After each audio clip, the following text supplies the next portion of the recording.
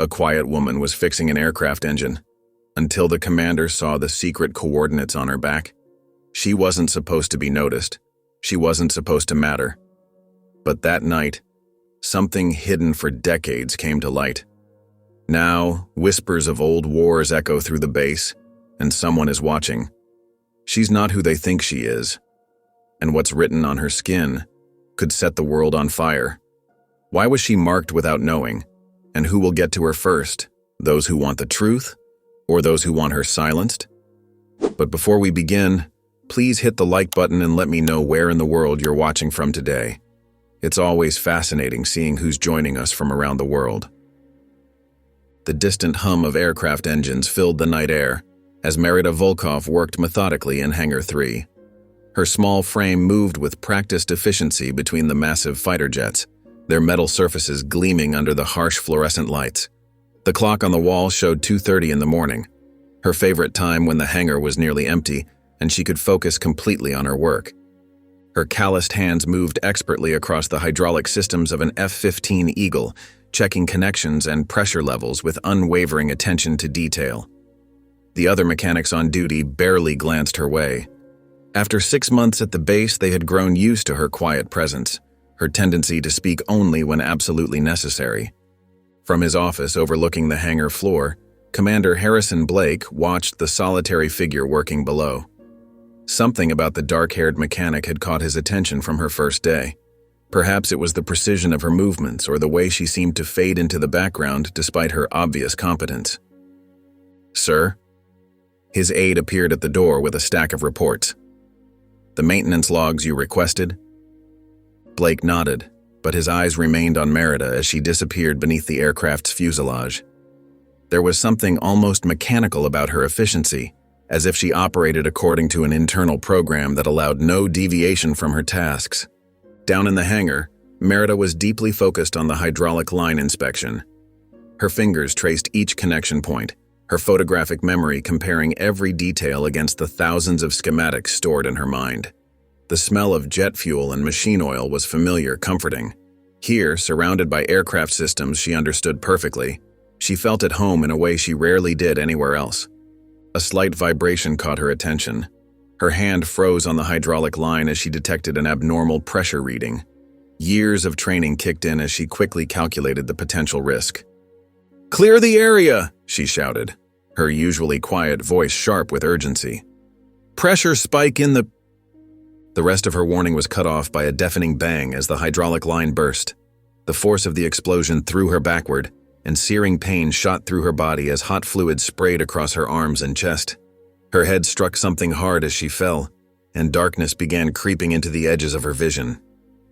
Through the chaos that erupted in the hangar, Commander Blake was already moving. He took the stairs from his office 2 at a time, racing toward the growing pool of hydraulic fluid surrounding Merida's still form. Other mechanics scrambled to shut down systems and contain the leak, but Blake's focus was solely on the injured woman. "Get medical here now," he barked, dropping to his knees beside her. His tactical training took over as he quickly assessed her injuries.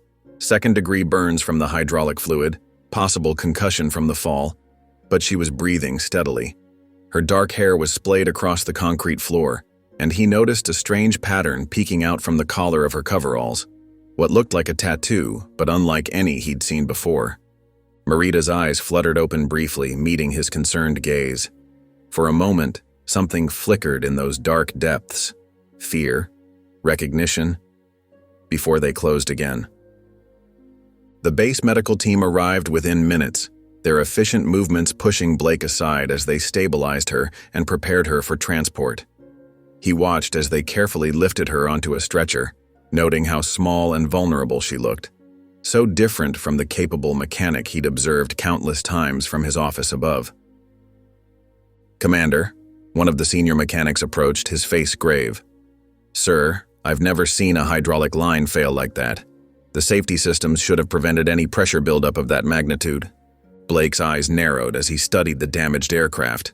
His years of military experience were sending warning signals through his mind. "Secure the area," he ordered. "I want a full investigation. No one touches anything until we understand exactly what happened here." As the medical team wheeled Merida toward the waiting ambulance, Blake found himself following. Something about this incident felt wrong, and his instincts, honed through years of special forces operations, were telling him this was more than a simple mechanical failure. Looking down at Merida's unconscious form, he made a silent promise to uncover the truth. But he couldn't have known then how this moment would change both their lives forever, or that the quiet mechanic held secrets that would shake the very foundations of his world. The emergency room buzzed with controlled urgency as medical staff worked on Merida's unconscious form. Commander Harrison Blake stood just outside the treatment area, his military bearing evident in his rigid posture. Through the glass partition, he watched the medical team carefully cut away her oil-soaked maintenance uniform.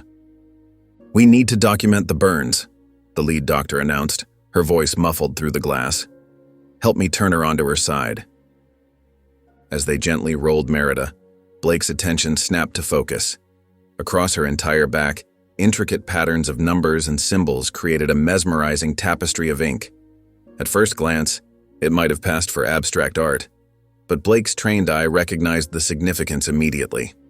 Those weren't random numbers, they were coordinates. His mind raced back to classified briefings from his Special Forces days.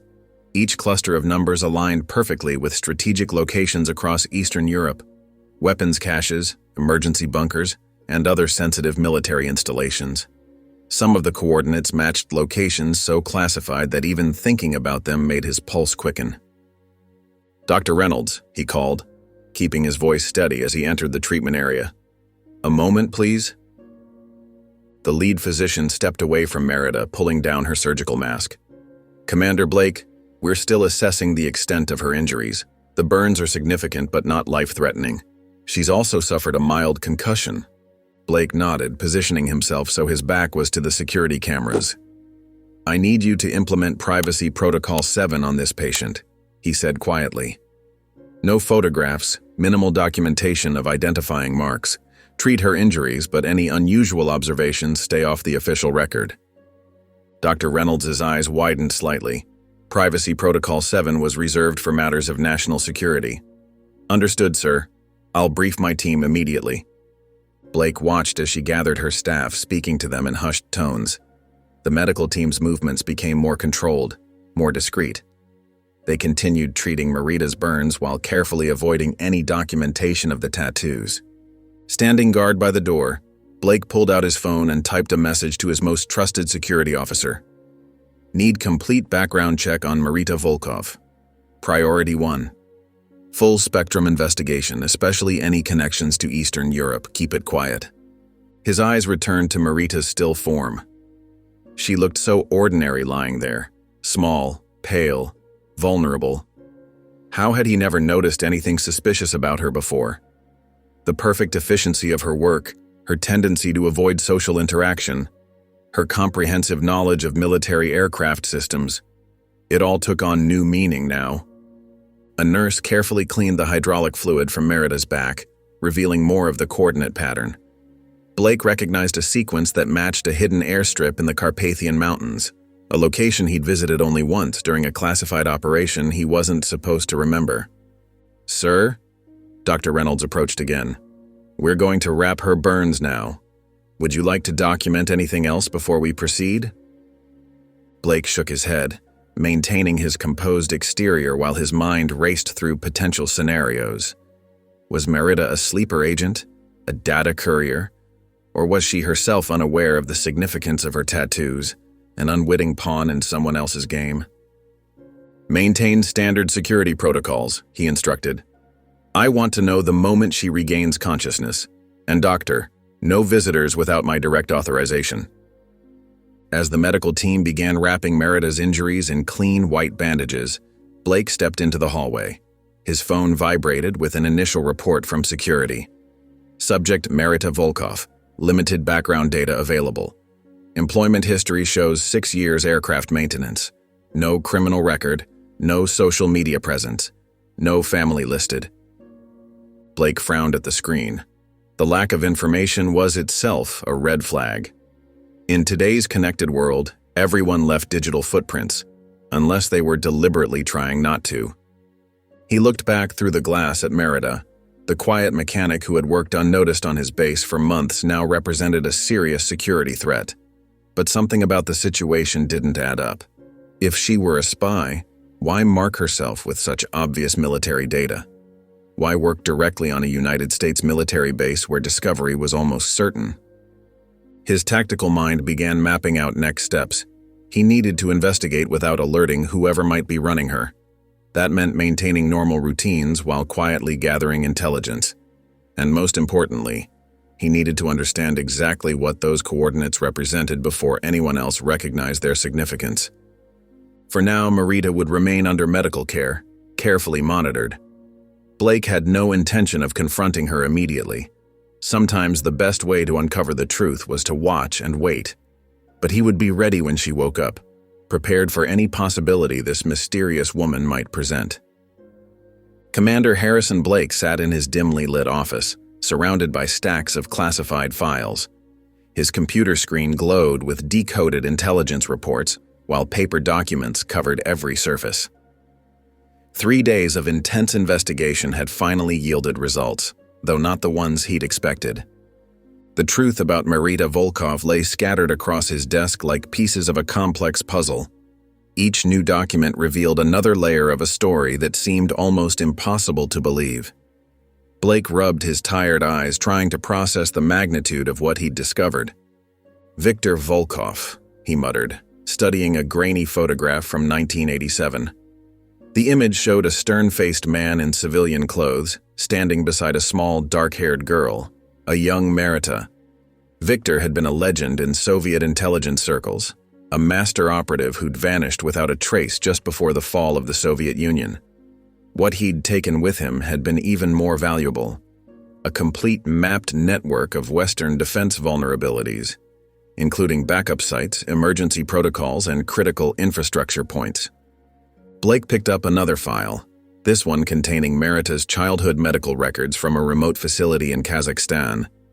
The documents detailed regular artistic sessions under sedation, each corresponding to the gradual application of what the records called decorative markings. His jaw clenched as he realized the horrible truth. Viktor had used his own daughter as a living document, encoding his stolen intelligence into an intricate pattern of tattoos while telling her they were abstract art. The office door opened, and Senior Intelligence Officer Parker entered with another stack of files. "Sir, you need to see this," she said, placing a folder on his desk. "We found sealed records from a debriefing of Viktor's former handler. According to this, the encoding method was revolutionary. The coordinates are just the surface layer. The full pattern contains embedded data that can only be properly read using specific light frequencies and scanning sequences." Blake opened the folder, scanning the contents. "And Merida has no idea?" "None, sir. All evidence suggests she genuinely believes they're just artistic tattoos from her father. The sedation during application, combined with her young age at the time, means she has no memory of the actual process. Viktor raised her in complete isolation, training her as an aircraft mechanic while keeping her ignorant of her true purpose." Blake stood up, pacing the length of his office. "That explains her technical expertise and her social isolation. She wasn't just trained as a mechanic. She was programmed to seek out positions near military aircraft. Even without knowing it, she's been following behavioral patterns Viktor built into her childhood training." "There's more, sir," Parker continued. "We've detected increased chatter from multiple foreign intelligence services. They've never stopped looking for Viktor's information. If they realize his daughter is alive and carrying the data, she'll become the most hunted person in the world," Blake finished grimly. He picked up a recent photo of Merida from his desk, her face peaceful in unconsciousness, as medical staff treated her burns. The quiet, efficient mechanic he'd watched for months had been carrying one of the most valuable intelligence treasures of the Cold War era on her skin, never knowing her father had turned her into a living classified document. "What's her current status?" Blake asked, setting the photo down. "Still under medical observation, sir. The burns are healing well, but we're keeping her sedated as you ordered. Security protocols remain in place. No unauthorized personnel, no digital records of her tattoos." Blake nodded, his military training already shifting toward protective strategies. We need to move her to a secure facility before anyone else realizes who she is, and we need to find a way to tell her the truth." He paused, remembering Merida's methodical focus on her work, her careful avoidance of personal connections. Finding out her entire life has been built on a lie, it's going to devastate her. "Sir," Parker hesitated, "given the sensitivity of the information she's carrying, there are protocols that recommend immediate extraction and containment." "No," Blake cut her off firmly. "She's not just an intelligence asset. She's an innocent victim. We protect her, both from foreign agents and from our own bureaucracy." "Understood?" "Yes, sir." Parker gathered some of the files. "I'll begin arrangements for secure transport." Alone again, Blake studied the photo of young Merida and her father. Victor had used his own daughter as a tool, sacrificing her chance at a normal life to create his masterpiece of espionage.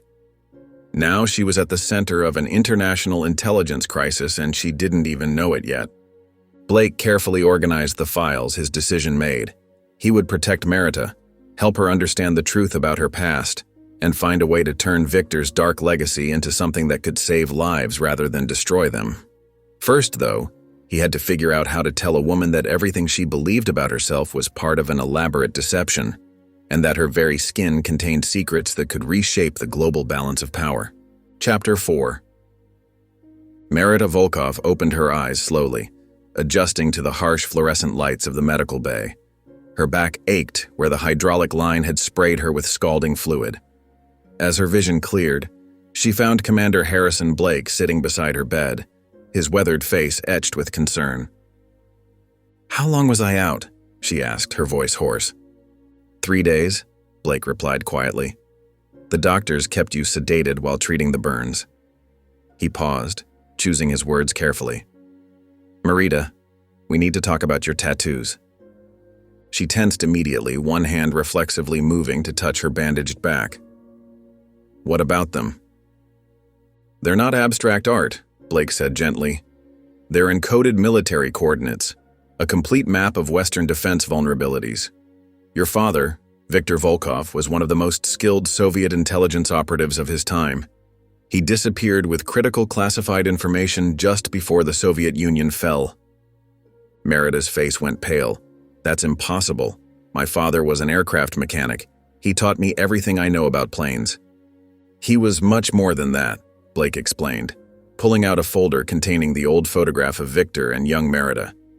"He used his expertise in intelligence operations to create something unprecedented, a living document. The tattoos on your back contain layers of encoded data that can only be properly read using specific methods." Merida stared at the photograph, her hands trembling slightly. "The artistic sessions," she whispered. "I always thought... I remembered being sleepy and Father saying it was special artwork just for me." "He sedated you during the application process," Blake confirmed. "You were too young to understand what was really happening." Tears welled in Merida's eyes as decades of carefully constructed memories began to crack. "We lived in such isolation. Father said it was because he preferred solitude, but he was really hiding me, wasn't he? The mechanical training, the endless hours practicing aircraft systems until I could recall every detail perfectly. He was building a cover identity," Blake said softly, "creating a reason for you to be near military aircraft while developing the skills you'd need to survive." Merida closed her eyes, memories flooding back with new context. "My photographic memory for mechanical systems. He used to call it my special gift, but he trained it into me, didn't he? Hours every day from when I was tiny, memorizing diagrams, practicing assembly sequences over and over." "Your abilities are extraordinary," Blake acknowledged, "but they were deliberately developed as part of his plan." "A plan for what?" Merida asked, her voice breaking slightly. "We're not entirely sure," Blake admitted, "but the explosion in the hangar wasn't an accident. Someone knows about you, Merida. They're hunting for the information encoded in your tattoos." She sat up straighter, wincing at the pain in her back. "The hydraulic line, I checked it myself the day before. It was in perfect condition." "The sabotage was professional," Blake confirmed, "designed to look like an accident while eliminating both you and any evidence of tampering." Merida's hands clenched in the thin hospital blanket. All these years I thought I was just ordinary, unremarkable. I deliberately stayed in the background, kept to myself, just like Father taught me. But I was carrying classified intelligence the whole time without knowing it. Your father turned you into a living map, Blake said quietly. He sacrificed your chance at a normal life to preserve his stolen intelligence. I'm so sorry, Merida. She looked down at her calloused hands trained since childhood to work with aircraft components with extraordinary precision. Everything I am was engineered by him. My skills, my isolation, even my skin, it was all part of his mission. Her voice hardened slightly. A mission he never even told me about. Not everything about you was engineered, Blake disagreed. Your resilience, your dedication, your integrity, those are yours, and now you have a choice about what to do with the information you carry. Merida met his gaze, her eyes filled with a mix of pain and determination. The people who tried to kill me, they'll try again, won't they? Blake nodded grimly. Multiple intelligence agencies have been hunting for your father's information for decades. Once they confirm you're alive and carrying the data, they'll stop at nothing to get it. Then we need to figure out exactly what I'm carrying, Merida said firmly, and find a way to use it that would have made all this worth something. She touched her back gently. I won't let my father's legacy destroy more lives, including mine. Commander Harrison Blake burst into the medical bay, his face tight with urgency. He quickly closed the door behind him and strode to Merida's bedside, speaking in a low, controlled voice that barely contained his alarm. We need to move, now. He began disconnecting her monitoring equipment with practiced efficiency. Can you walk? Merida pushed herself up, grimacing. Yes, I think so. What's happening? I've uncovered a network of foreign operatives embedded throughout military installations worldwide. Blake helped her stand, steadying her when she swayed slightly. They're led by an international arms dealer named Konstantin Petrov. He's been searching for you, for your father's encoded data, for decades. Merida's eyes widened as she grabbed her clothes from the nearby chair. The explosion wasn't just one attempt? No. Blake moved to the window, scanning the darkened grounds. Petrov's people have infiltrated bases across 3 continents, systematically searching for any trace of Viktor Volkov's daughter. They finally tracked you here. He turned back to face her. That explosion was their first attempt after confirming your identity. Merida pulled on her boots, movements quick despite her injuries. How did you discover all this? I have contacts from my Special Forces days who've been tracking unusual personnel transfers between bases. Blake helped her into a jacket, careful of her bandaged back. When I started digging after seeing your tattoos, the pattern emerged. Petrov's been placing his people strategically, creating a web to catch any sign of you. A distant alarm began blaring, its wail echoing through the medical wing. Blake's hand went to his sidearm. They're here. We need to move now. They slipped into the corridor just as shouts erupted from the direction of the main entrance. Blake led them through a series of service passages, his movements precise and practiced. Merida followed close behind, fighting to ignore the pain from her injuries. Where are we going? She whispered as they paused at an intersection. There's a maintenance access that leads to the perimeter fence near the mountain trail, Blake replied quietly. If we can reach it, we might have a chance to lose them in the terrain. Heavy footsteps pounded somewhere nearby, accompanied by sharp commands in multiple languages. Blake pulled Merida into a darkened supply closet as a group of armed men rushed past their position. Those aren't regular security forces, Merida observed, noting their non-standard weapons and tactical gear. Petrov's team, Blake confirmed grimly. Professional mercenaries by the look of their equipment. He's not taking any chances this time. They waited until the footsteps faded, then continued their careful progress through the base. Blake's knowledge of the facility's layout proved invaluable as they avoided the main corridors, using maintenance passages and storage areas to work their way toward the perimeter. They were nearly at the maintenance access when a voice called out behind them. Commander Blake, stop right there. They turned to find 2 men in base security uniforms, weapons raised. but Blake's expression showed recognition rather than relief. "Johnson, Martinez." His voice was cold. "I wondered which of my people Petrov had turned." "Nothing personal, Commander," Johnson replied, his aim steady. "But Petrov pays better than the military. Now we'll take the woman." Blake moved slightly, positioning himself between the guards and Merita. "You know I can't let that happen." "Don't be stupid, Blake," Martinez warned. "Petrov only wants the tattoos. She doesn't have to die if she cooperates." "Petrov wants those coordinates to locate buried Soviet chemical weapons components," Blake revealed, his voice hard. "He plans to assemble and sell weapons of mass destruction to the highest bidder. How many innocent people will die then?" The momentary flicker of uncertainty in Johnson's eyes was all Blake needed. In one fluid motion, he drew and fired, hitting Johnson's weapon hand as Merita ducked behind a storage container. Martinez's shot went wide as Blake tackled him, disarming the corrupt guard with practiced efficiency. "Run!" Blake shouted to Merita, retrieving both fallen weapons before following her through the maintenance access door. They emerged into the cold mountain air, alarms still blaring behind them. The perimeter fence loomed ahead, but Blake led them to a section where the metal had been carefully cut and concealed. "You planned for this," Merita realized as they slipped through the gap. "I've learned to always have an escape route," Blake replied, leading her toward the rugged mountain trails. "But we're not safe yet. Petrov's men will be right behind us." As if to confirm his words, shouts erupted from the base as their escape was discovered. Flashlight beams began sweeping the darkness, searching for movement among the rocks and trees. "The mountains are our best chance," Blake said, guiding Merita onto a narrow trail that wound up into the darkness. "If we can make it to higher ground before dawn, we might be able to lose them in the terrain." They began their ascent into the mountains as the sounds of pursuit grew behind them, their desperate escape only beginning.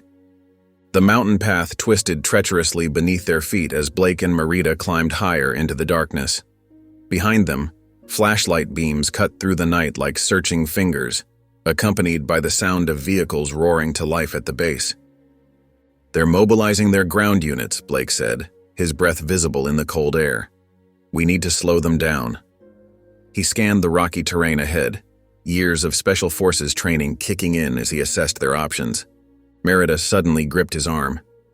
"The maintenance depot," she whispered, pointing to a small outbuilding barely visible in the darkness. "They'll be taking the all-terrain vehicles stored there." Blake nodded grimly. "Too many for us to outrun on foot."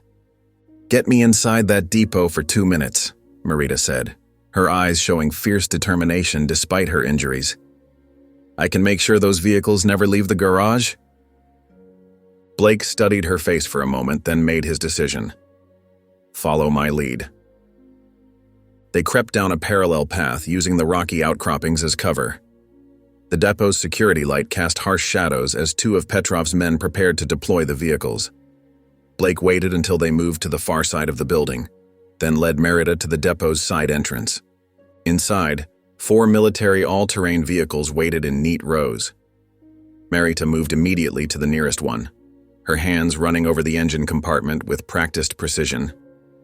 Blake watched in amazement as her fingers seemed to dance across the mechanical components, making tiny adjustments too quick to follow. "What exactly are you doing?" he whispered, keeping watch at the door. "Every vehicle has specific vulnerabilities," Merita explained softly, already moving to the next ATV.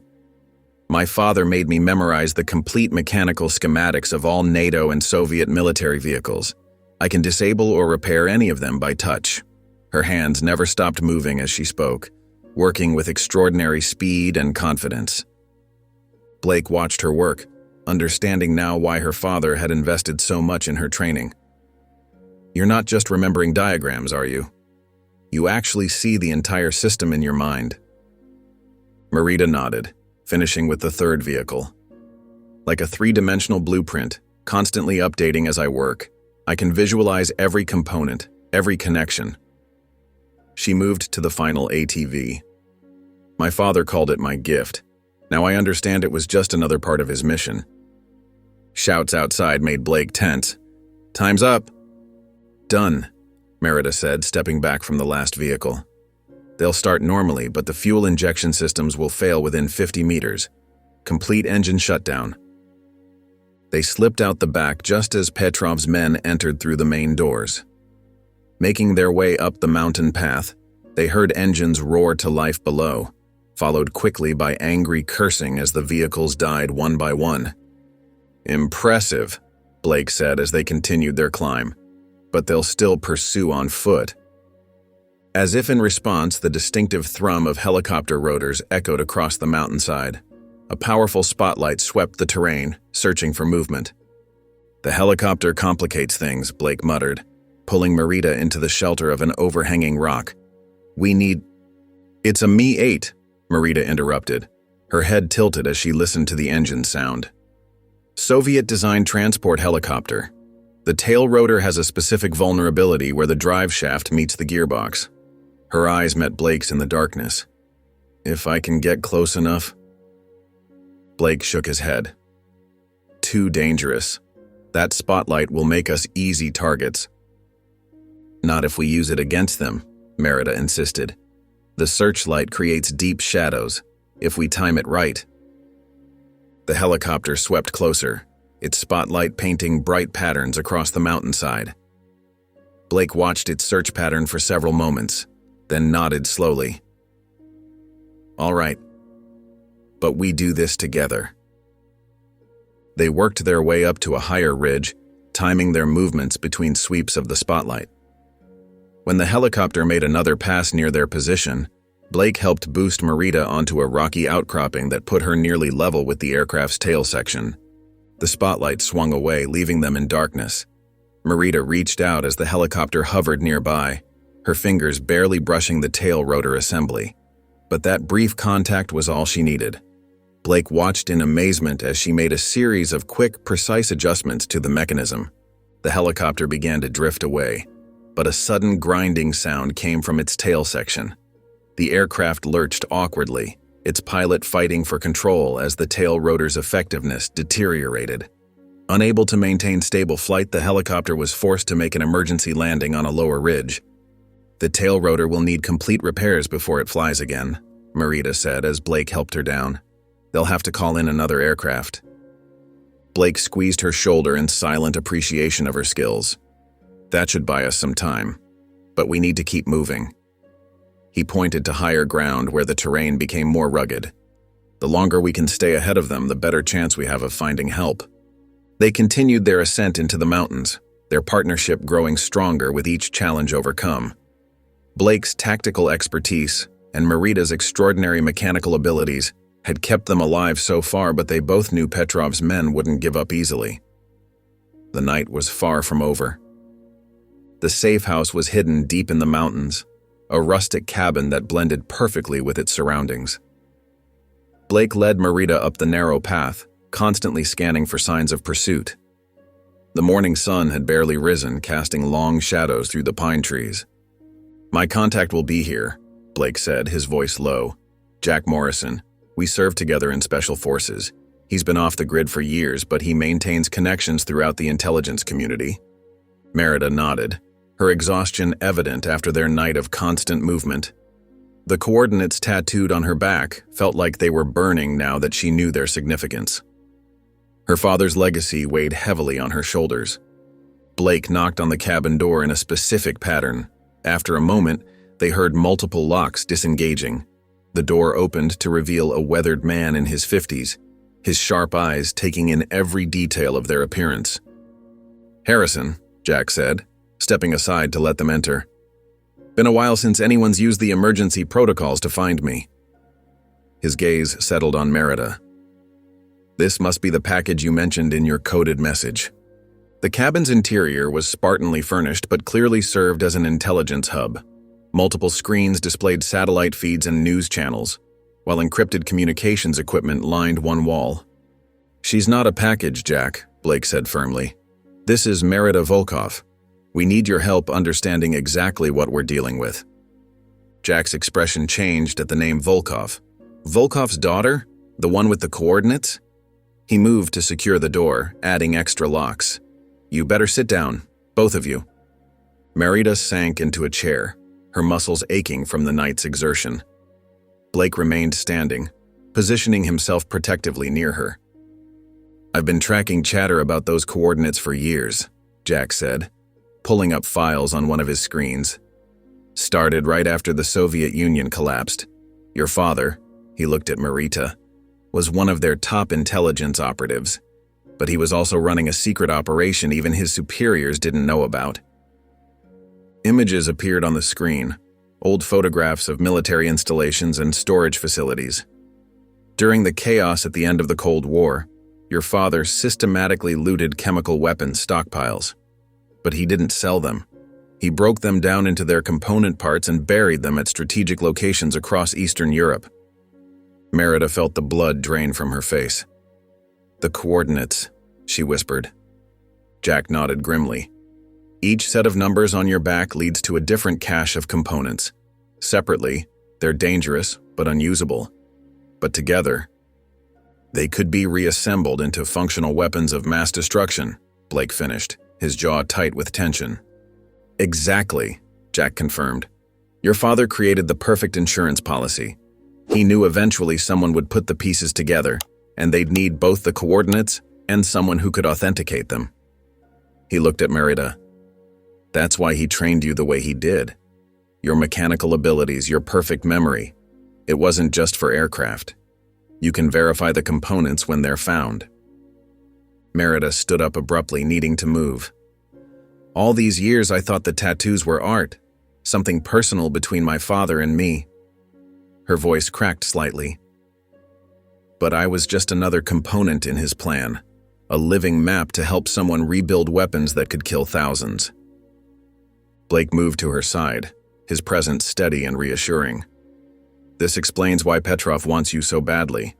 He's not just after military intelligence." "Konstantin Petrov?" Jack asked sharply. "The arms dealer?" "He's been hunting her," Blake explained. "Has operatives placed in military installations worldwide, searching for these coordinates?" Jack pulled up another screen, this one showing a complex network of connections. "Petrov's been systematically buying up old Soviet chemical weapons expertise. Scientists, technicians, anyone who worked on the original programs. He's building the infrastructure to handle these components once he finds them." "And now he's found me," Merida said quietly. "The final piece he needs." "The coordinates are useless without someone who can authenticate the components," Jack confirmed. "Your father made sure of that. Petrov needs both the map and the key, and you're both." Blake's hand found Merida's shoulder, squeezing gently. "Then we make sure he never gets either. There has to be a way to end this." "There might be," Jack said, studying his screens. "But first, we need to understand exactly what we're dealing with. Merida, I need you to let me document those coordinates. If we're going to stop Petrov, we need to know what we're protecting and what we're up against." Merida looked at Blake, who nodded encouragingly. She took a deep breath, squaring her shoulders. "All right, but whatever my father intended these coordinates to be used for, I'm going to make sure they're used to stop these weapons, not rebuild them." The weight of this new revelation settled over the cabin. What had started as a desperate escape had become something far more critical. They weren't just protecting military intelligence anymore. They were racing to prevent the assembly of devastating weapons that could threaten countless lives. Jack's satellite feed suddenly flashed red, indicating an urgent incoming transmission. He rushed to his communications console, fingers flying over the keyboard. His expression darkened as he decoded the message. "Harrison," Jack said gravely, "you need to see this." Blake moved to the screen, and his whole body went rigid as security camera footage began playing. The image showed his daughter Rachel, 22 years old and wearing her graduate school sweatshirt, being forced into a black SUV by men in tactical gear. "When?" Blake's voice was barely a whisper, his hands gripping the edge of the desk. 4 hours ago, outside her university campus." Jack pulled up another feed, this one showing the SUV arriving at a private airstrip. "They loaded her onto a private jet. Flight plan shows it heading to the South China Sea." Merida moved closer, watching Blake's face transform with a pain she'd never seen before. "You have a daughter?" "Rachel," Blake said, his weathered features tight with anguish. She's working on her master's degree in environmental science. She's never been part of any of this. He turned to Jack. Tell me you can track where they took her. Jack nodded, bringing up satellite imagery of a massive vessel cutting through dark waters. Petrov's mobile base of operations, a converted Soviet aircraft carrier. He bought it through shell companies when the fleet was being sold off. It's essentially a floating fortress heavily armed and staffed with his private military. Blake studied the vessel's layout on the screen, his military training already cataloging entry points and security measures. He's using her as leverage. He knows I'm protecting Merida. A video call notification flashed on the screen. Jack checked the source code and nodded grimly. Speaking of Petrov, the screen filled with Konstantin Petrov's cold features. He was dressed impeccably in a tailored suit that seemed out of place against the industrial background of the carrier's interior. Behind him, Rachel sat in a chair looking frightened but unharmed. Commander Blake, Petrov's accent was thick with false courtesy. I believe I have something that belongs to you, just as you have something that belongs to me. Dad? Rachel's voice trembled slightly.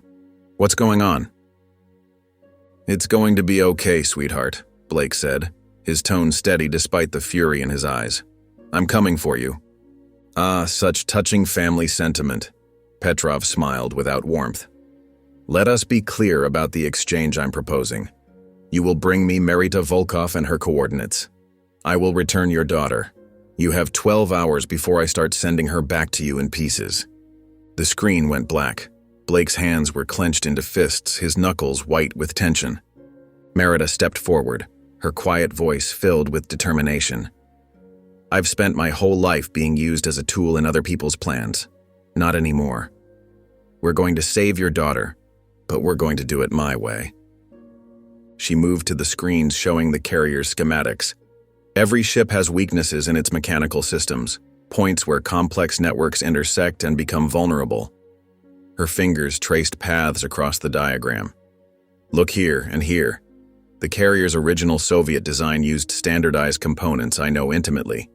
The modernization would have required adapting those systems, creating structural compromises.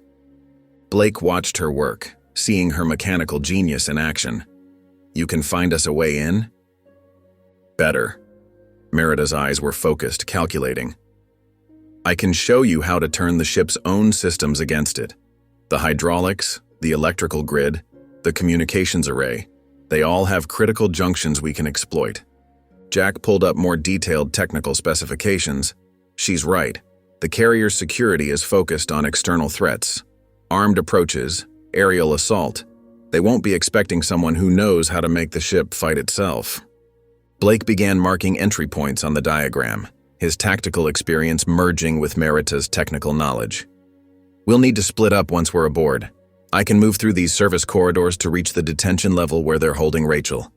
While I access the main engineering spaces, Merida nodded, I can create cascading systems failures that will drive the crew into predictable response patterns, clearing your path. It's a solid foundation for a plan, Jack said, but you'll still be severely outnumbered. Petrov has at least 200 mercenaries on that ship. Numbers don't matter if we control the battlefield. Blake's voice had taken on the sharp edge of combat focus. And that's exactly what we're going to do. Merida is going to turn that entire carrier into our weapon. He turned to her, their eyes meeting with shared purpose. Are you sure about this? It's not your fight. Yes, it is, Merida said firmly. Your daughter is innocent. She doesn't deserve to be caught up in my father's legacy. This is my chance to use what he created for something right instead of wrong. They bent over the schematics together, Blake plotting their infiltration route while Merida identified each mechanical vulnerability they could exploit. The carrier's massive bulk appeared on the satellite feed, cutting through distant waters as the clock began counting down their 12 hours. The night ocean stretched endlessly around them as their small, inflatable boat approached the massive carrier. Its dark hull rose like a steel cliff against the starlit sky. Merida studied the vessel's outline, her mind already mapping the complex network of systems within. There, she whispered, pointing to a maintenance access point just above the waterline. That's our way in. Blake guided their boat closer, his movements precise and silent. The gentle slap of waves against the hull was the only sound as they reached the carrier's shadow. He secured their approach line and helped Merida attach her climbing harness. "Remember," he said softly, "we stay in radio contact. The moment you've disabled their primary systems, I move for Rachel." Merida nodded, double-checking her tool belt. "Give me 15 minutes to reach the main engineering section. That's when the chaos begins." They climbed the access ladder in perfect silence, their dark clothing blending with the ship's hull. At the maintenance hatch, Merida made quick work of the electronic lock, her fingers dancing across the keypad with practiced ease. The door opened with a soft hiss. Inside, they separated.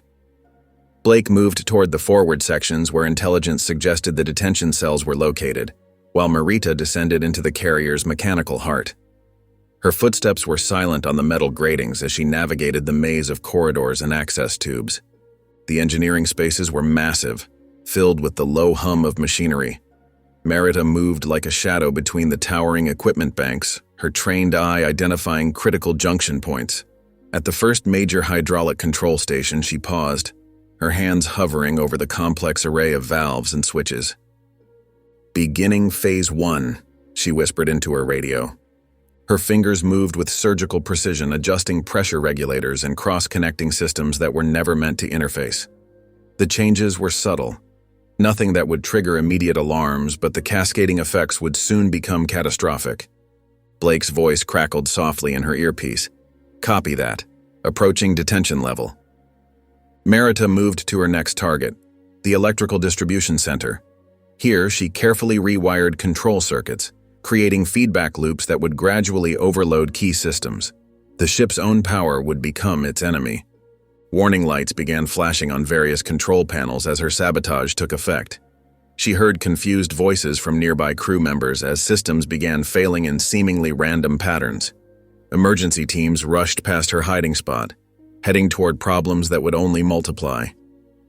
"Multiple system failures reported," she whispered to Blake. "Their security teams are being divided." In another section of the ship, Blake moved through increasingly chaotic corridors. Crew members rushed past, too focused on the growing mechanical crisis to notice him. Alarms began sounding as more systems failed. Merida reached the carrier's central computer hub.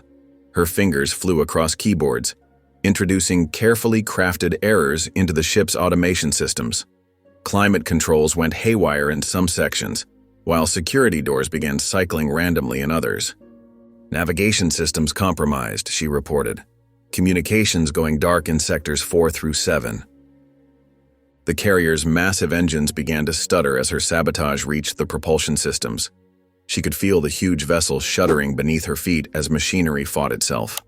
Emergency lighting flickered on as main power fluctuated. Blake's voice came through her earpiece, tense with urgency. "I've got eyes on Rachel's location. Guards are distracted. Moving in now." Merida triggered her final sequence of system failures. The carrier's internal communications exploded with panicked reports as critical systems crashed throughout the vessel. Emergency generators kicked in only to face her pre-programmed corruptions. "Total system collapse in 3 minutes," she reported. "The ship will be dead in the water."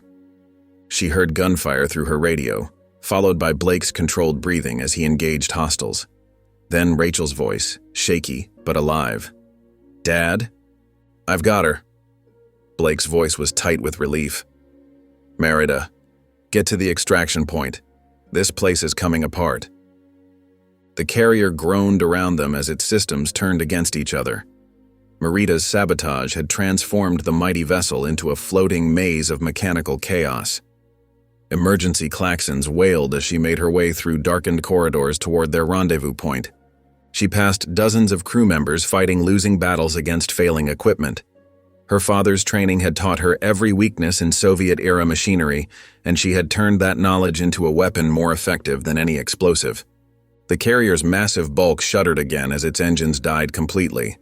In the darkness of its failing systems, 3 figures moved toward their escape route, leaving behind a fortress crippled not by brute force, but by the intimate knowledge of its mechanical heart.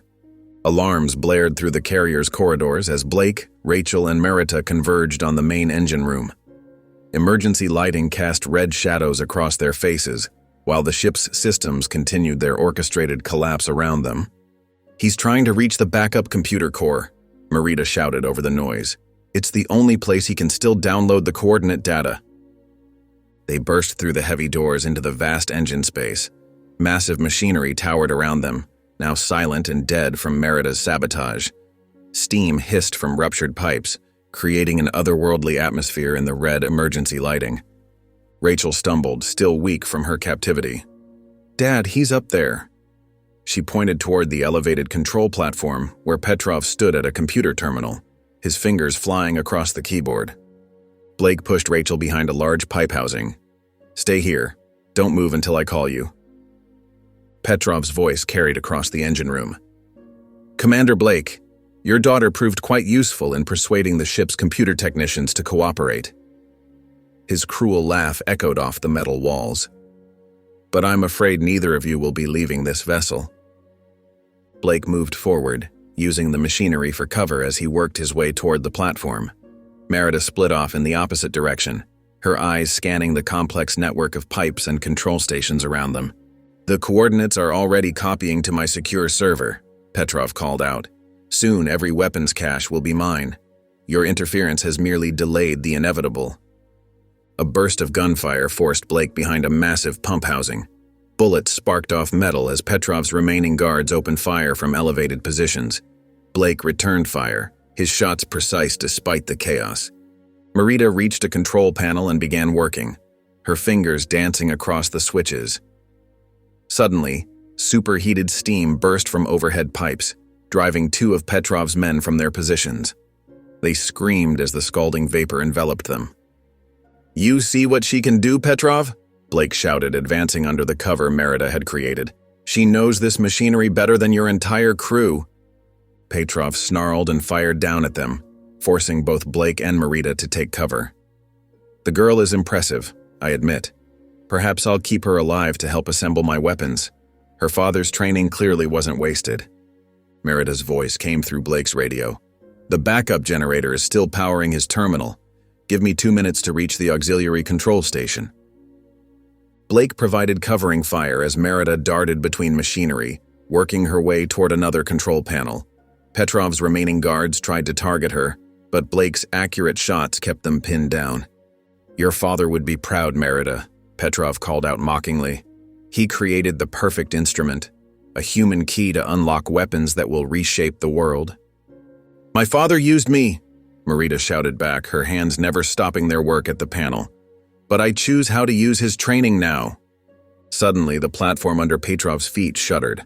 Merida had activated the maintenance lift system, causing the entire section to tilt. Petrov stumbled, grabbing the railing as his computer terminal slid toward the edge. Blake seized the opportunity, charging up the nearest stairs toward the platform.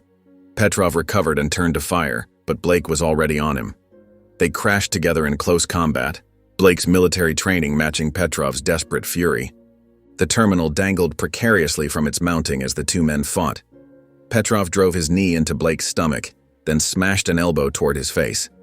Blake blocked, countered with a strike to Petrov's throat, and followed with a sweeping leg kick that sent them both crashing to the tilted platform. "The download is at 90%, Petrov laughed through bloodied teeth. "You're too late." "No," Merida's voice rang out. "I'm exactly on time." The platform lurched again as she overrode the final safety protocols.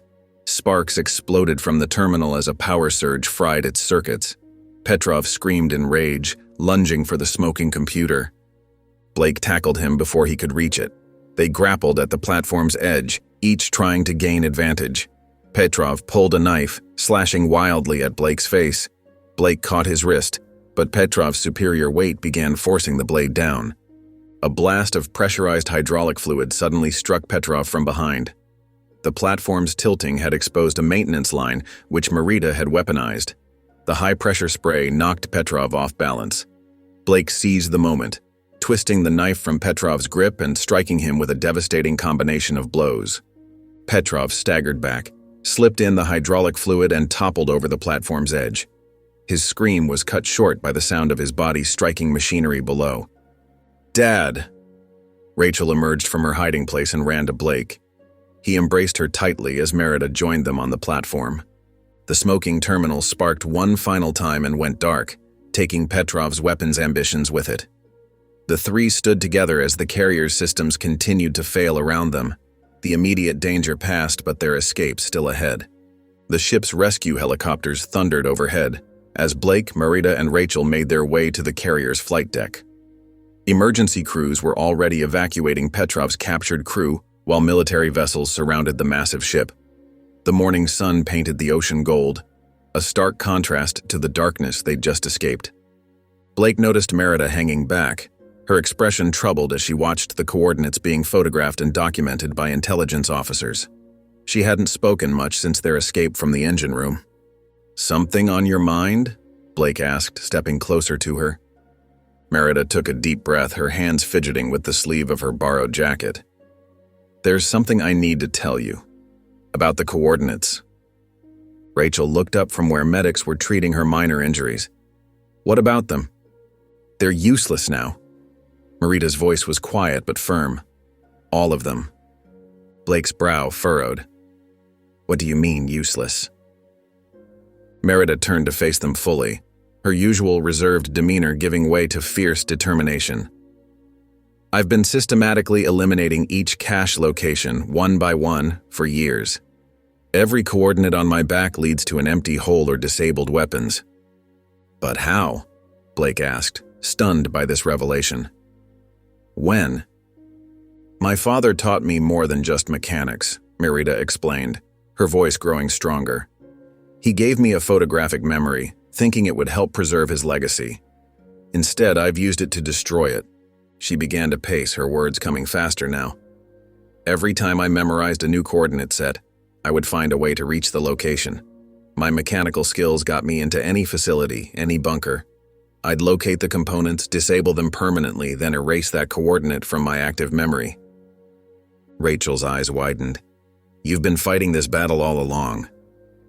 Merida nodded. "The quiet mechanic routine wasn't just a cover. It gave me access to military bases worldwide. Every transfer, every new assignment was another opportunity to reach another cache. That's why you never seemed to care about advancement or recognition," Blake realized. "You were focused on a different mission entirely." "My father used me as a living map to help evil men build weapons," Merida said, her voice tight with emotion. "I decided to become something else, the key to destroying them instead." Blake ran a hand through his hair, processing this revelation. "So, Petrov's entire operation was doomed from the start," Merida finished. "Even if he had successfully downloaded the coordinates, they would have led him nowhere. The components he wanted are corroded beyond use, dismantled, or buried under tons of concrete." Rachel stepped forward and took Merida's hand. "That's incredible. You've been fighting this war in secret all this time." "I couldn't let anyone know," Merida explained. "If word got out that the caches were being systematically destroyed, they would have known it had to be me. The quiet mechanic act kept me safe while I worked." Blake's tactical mind was already connecting the dots. "This means Petrov's entire network has nothing left to fight for," Merida confirmed. "The weapons they wanted don't exist anymore. The intelligence they've been selling is worthless. Their organization will collapse without its primary objective." She rolled her shoulders where the tattoos lay hidden under her clothing. "These coordinates are just ink now, empty signposts pointing to victories they'll never know about."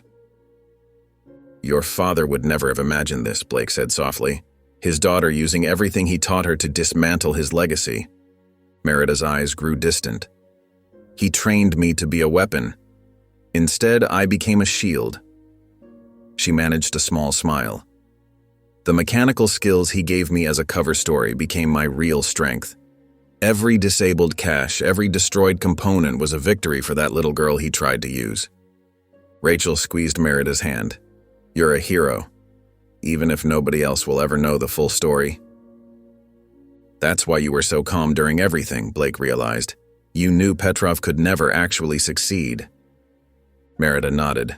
"The only real danger was to you and Rachel. The weapons threat was already eliminated. I've made sure of that over the past decade. Around them, intelligence officers continued photographing and documenting the now meaningless coordinates, unaware that their entire mission was futile. Merida watched them with a mixture of sadness and satisfaction. "Should we tell them?" Rachel asked quietly. Merida shook her head. "Let them chase ghosts for a while, it's safer that way. Eventually, they'll realize there's nothing left to find." Blake looked at her with new respect. "All this time, we thought we were protecting you, but you've been protecting everyone else." "Sometimes the best way to fight darkness is quietly, one small victory at a time," Merida said, watching the sun rise higher over the ocean. "My father taught me patience. I used it to undo his life's work." The sound of helicopters and rescue operations continued around them, but in that moment, the three stood in peaceful silence, understanding the true magnitude of what had been accomplished in secret over so many years. In the weeks that followed, the full scope of Merida's decade-long mission became clear. Intelligence agencies worldwide discovered empty cache after empty cache, realizing the weapons they'd feared had long since been neutralized. Petrov's network crumbled as his buyers learned the truth. His operatives scattered, their purpose lost. The man himself faced multiple life sentences, his dreams of weapons dealing shattered by the quiet mechanic he'd hunted for so long. Blake found Merida in her new workshop one morning, surrounded by gleaming aircraft parts. Sunlight streamed through tall windows, catching the metal surfaces and creating patterns across the concrete floor. She looked up from the vintage fighter engine she was restoring, a streak of grease across her cheek. "The last of Petrov's cells has been dismantled," Blake said, setting down 2 cups of coffee. "Seems they lost their funding when word got out about the empty caches." Merida wiped her hands on a shop rag. "Good, though I suspect you had something to do with how quickly they fell apart." "I might have made a few calls to old contacts." Blake smiled, watching her methodical movements. "But you did the real work. Years of it." She ran her fingers along the engine's surface. "This is better work. Creating something instead of destroying it." The workshop housed several restoration projects, vintage military aircraft being brought back to life under her expert touch. Word of her skill had spread quickly through collector circles, and she already had a waiting list of clients. "Rachel's coming by later," Blake mentioned. "She wants your help with her engineering thesis." Merida's face softened. "She reminds me of myself at that age, except she got to choose her path." Blake stepped closer, touching the small of her back where the tattoos lay hidden. "Speaking of choices, have you decided what you want to do about these?" "I'm keeping them," Merida said firmly. "They're part of my story now. But I'm thinking of adding to them, turning the coordinates into something new. An artist I know specializes in transformative tattoo work, like what you did with your father's legacy," Blake observed. "Taking something meant for destruction and making it beautiful instead." She turned to face him, her eyes clear and determined. "I spent so many years being quiet, being invisible. Now I want to build things that fly, that soar. I want to restore instead of disable." "You're good at it," Blake said, gesturing to the half-finished projects around them. "These collectors don't know how lucky they are to have you working on their aircraft." "I know more about planes than people," Merida admitted. "But I'm learning." Blake pulled her close, mindful of her greasy coveralls. "You know plenty about both. You just show it differently." Through the workshop windows, they could see the mountains where they'd fled together months ago. The same peaks that had once hidden them now provided a stunning backdrop for Merida's new business. "Did you ever imagine this?" she asked quietly. "When you first saw the tattoos in the medical bay?" Blake shook his head. "I thought I was uncovering a security threat. Instead, I found someone who'd been fighting the same battle I had, just in a different way. And now I'm watching you build something amazing." He gestured around the workshop. "This place, these restorations, it's more than a business. It's redemption." Merida picked up a wrench, turning it over in her skilled hands. "My father taught me that machines were just tools for his mission. He never understood that they could be something more, that they could bring joy, create beauty." Like that P-51 Mustang you're restoring for the Air Museum? She nodded. Once it's finished, children will see it and dream of flying. They'll learn about history, about engineering.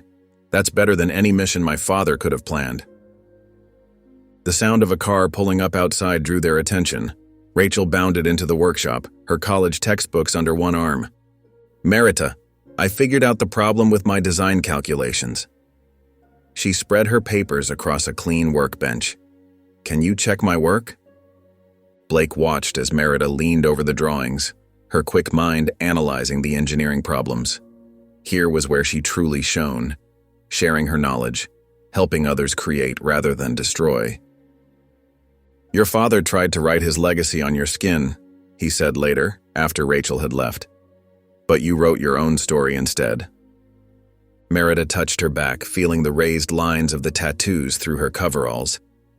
These coordinates led to weapons. Now they'll lead to something else. Art, memory, transformation. Like everything else in this workshop. Blake understood. Every aircraft she restored was another step away from the past, another piece of beauty released into the world. Her father had hidden poison in the earth. She would send restored wings into the sky. Ready to call it a day? He asked, seeing the lengthening shadows. Merita looked around her workshop, her sanctuary, her fresh start. Almost. Just need to finish this one component. Blake smiled, knowing she'd work until it was perfect. That dedication, once used to dismantle weapons, now created masterpieces of engineering. Take your time, he said. We've got plenty of it now. And they did. Time to build, time to love, time to transform old wounds into new beginnings. The quiet mechanic had found her voice at last, speaking through restored engines and renewed purpose. The coordinates on her back might have lost their power, but Merita had found hers. In this workshop, with Blake beside her and Rachel's frequent visits, she was writing a new set of coordinates, ones that led not to hidden weapons but to home. I believe stories like this find us for a reason. If this one touched you, please subscribe. I share a new one every day, and tomorrow's might be the one your heart's been waiting for.